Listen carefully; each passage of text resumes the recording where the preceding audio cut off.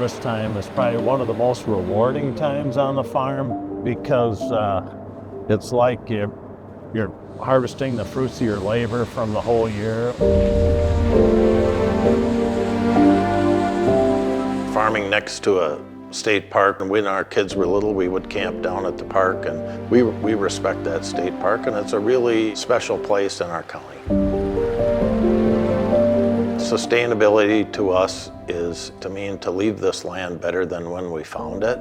Controlling erosion. We've got over 500 acres of cover crops that we sowed this fall. Some of that is coming up and is growing now already. You know, sustainable is putting that manure back on the ground and growing crops and growing food. And we want to do the best job we can to keep clean water for our family and everybody else's family here in southeast Minnesota.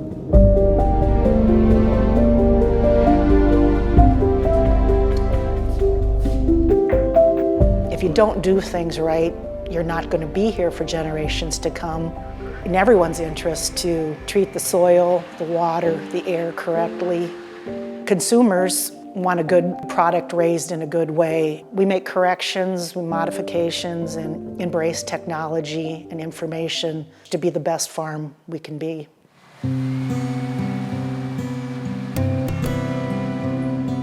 In the photos, we have a picture of Dave and I and our 4 granddaughters.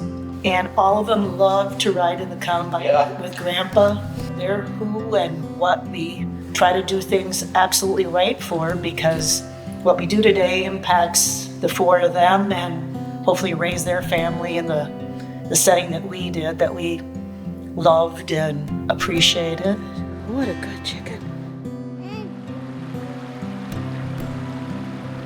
Dave and Tracy and Alex have really been responsible with the resources they've been entrusted with. This area is unique and it requires unique farming practices to do things right here. They're willing to hear other farmers out, consider new ideas, but ultimately they got to find ways to make it work for them. And you have to be responsive to both what society is asking of you and what you need to do to protect the natural resources and do the right things by pigs and people. And the Mensinks really exemplify that in their community. Oh, Belle. Okay. Looks like Belle is going.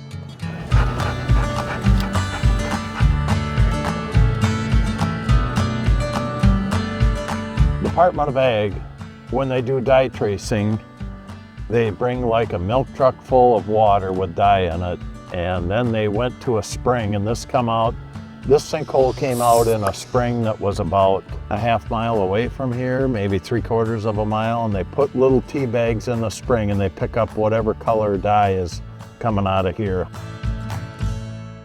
We farm in an environmentally challenging area. We're in the Karst region of southeast Minnesota. We've got Karst features that we've got to really respect and protect.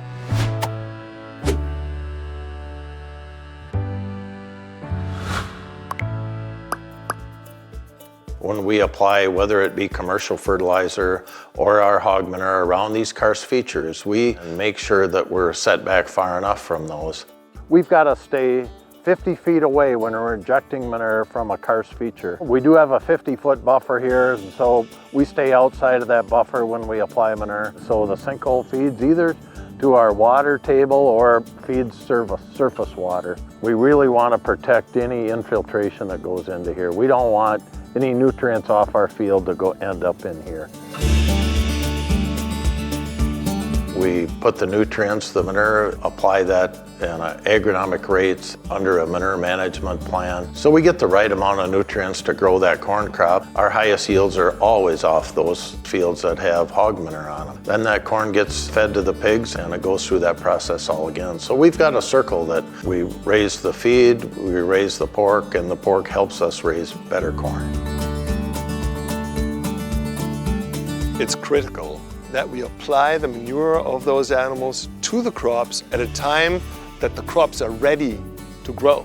Farmers have specific plans as to which field needs how much nitrogen, phosphorus, potassium, and so on at what time of the year.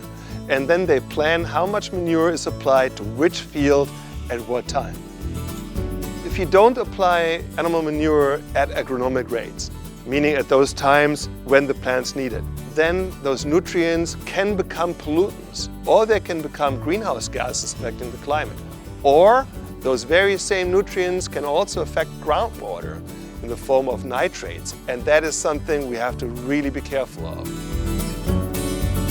Our crop is harvested, it comes into our facility here, and we store the corn here, and we don't sell any corn, it's all made to come back to our mill. But everything we grow gets fed back to our pigs. That quality we control ourselves. We take a lot of pride in the quality of our feed to feed our animals.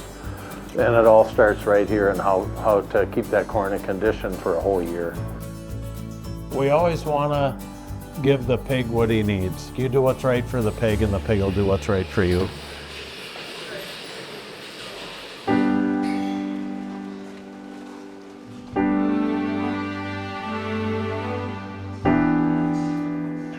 It's such a good feeling when you come into a barn like this.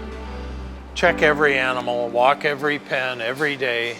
And when you leave the barn, to make sure these animals are comfortable. If there's anybody that needs treatment in here, we'll take care of that. And when you leave this barn, it's a good feeling to know you've done your job to take care of this animal, to keep it healthy, eventually provide food for other people in our community or in our country.